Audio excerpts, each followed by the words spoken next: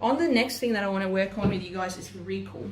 Okay, so the recall is when the dog's somewhere and we're calling them to us. Yeah. Okay, so that's called a recall.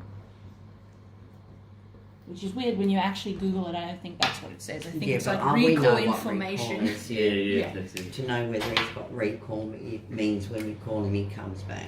Okay, this is what most classes will do. They'll get you to stand over here and then they'll say, tell your dog to sit. Right? Then they'll say, tell him come. Right? And then I want you to move backwards. So as the dog runs up to you to get the food, you're then going to put the food up in the air and the dog will sit and then you reward them. This is called forward training. We start with what he's doing to end with what we want.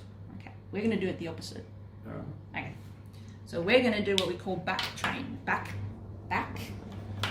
So don't do this one. You can, but it's not as effective. And I'm going to tell you why. Back chaining. Back chaining means we're actually going to start with the end picture in mind.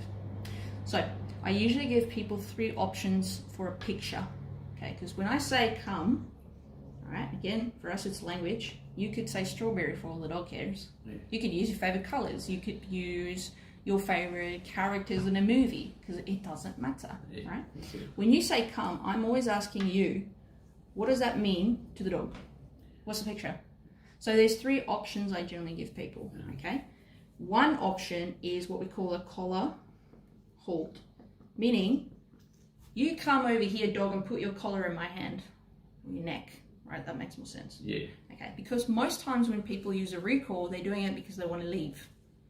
So you need to get your dog, put a leash on and go. Yeah. Or get your dog, hold on to them so someone can do whatever they do, and then you can go, okay, and they can go again. Okay, so that's one option. Mm-hmm. The second option is what we call a sit front. It looks really nice. So the dog comes right in front of you and sits down.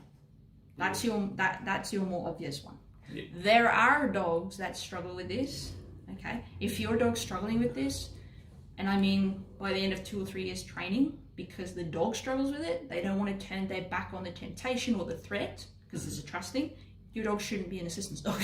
Yeah. Okay. So the third option is the middle position. So what happens is I say come, the dog runs, comes in between my legs, and then sees everything. Okay, that's a dog that doesn't have a lot of confidence, and that I really don't want to turn my back on that. Yeah. Okay, it could be a threat, and they're like, I don't trust that. Or it could be like, but I want to see because I want it. So I want to keep it in. I want to keep it in view. So a dog that's super high drive for Ziva, she struggles with the sit front.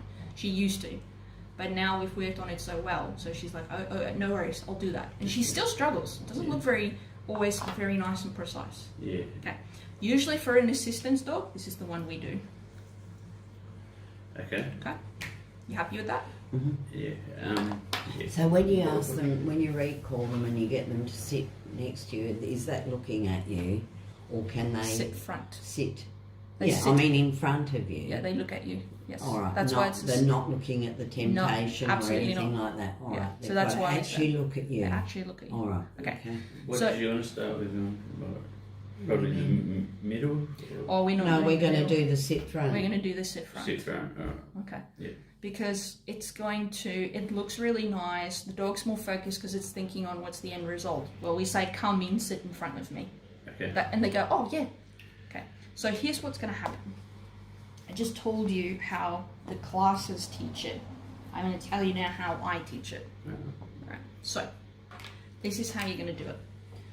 We have 3 steps to teach the picture, the sit front. Okay, so that's what it is, sit front. Okay, there's 3 stages, if you will. So phase 1.